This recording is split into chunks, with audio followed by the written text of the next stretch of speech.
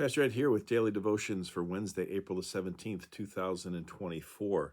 We're looking at that Acts 3 passage from this past Sunday and kind of through the lens of some stories that Tony Campolo tells in his book, Let Me Tell You a Story. Just to kind of remind you or update you if you weren't with us yesterday, you have this chance encounter at the temple where Peter and John are going to pray. They come across a man who's been left there. He's lame from birth. And again, illness and disability and so forth, very often in ancient times were thought of as being the consequence of someone's behavior, particularly their sins or whatever. So this person is on the fringes, literally as well as figuratively, because he's on the outside looking in, and he wants something from them. And the reminder of the one pastor who wrote a piece on this passage for the narrative lectionary, I'll read for you again.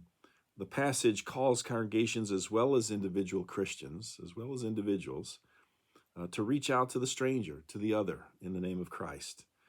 We can offer healing to refugees, those of different socioeconomic status, immigrants, disabled people of different racial, ethnic backgrounds, persons of different sexual orientations, and so forth. Those at the gates and at the kind of the kind of healing needed by them may look different in different situations, different congregational contexts, he says. But as we see in this passage, the gift of inclusion is as old as the church itself. Tony Campolo, one of his stories is entitled The Mailman. He said, one Friday, a young professor of English literature at a state university walked into the academic dean's office and announced that he would not be back on Monday to teach. He was quitting. The dean explained that there's no way he could just walk out on his contract. If he quit, he had no future in teaching. He would be blackballed for any job for which he applied at any other school. To all of this, the young professor simply shrugged his shoulders and said, "That's okay." His mother called me, Tony Campolo, told me what he had done, and she asked me to go and talk to him. After all, if he did not teach, what else could he do with a PhD in English literature? We see a lot of that these days. I see articles all the time about, what do you do with these majors, psychology, English, history, whatever. Conceding to the plea of his mother, Tony went to see him. He was living in an attic apartment in Trenton, New Jersey. It was one of those with-it lofts, he said, decorated with interesting posters and bookcases full of avant-garde books. And he told me to sit down in a beanbag chair. The thing was like a giant amoeba. I felt almost devoured by it. And he looked at me and he said, "I quit.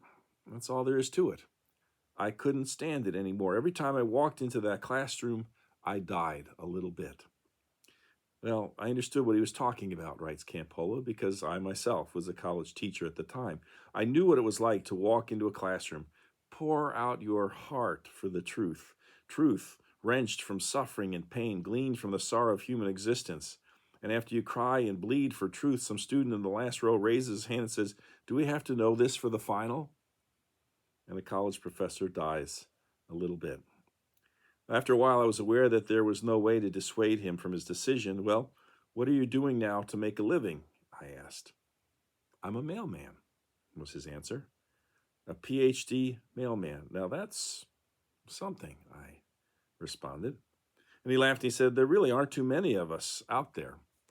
And being raised on the Protestant ethic, Campolo then said to him what you would expect me to say. "Well, if you're going to be a mailman, be the best mailman that you can possibly be." "I'm a lousy mailman," he answered with a laugh. "Everybody else in my post office gets the mail delivered by 2:30 in the afternoon or 3 at the latest. I never get it delivered until about 5. "What takes you so long?" I inquired. "I visit," he said.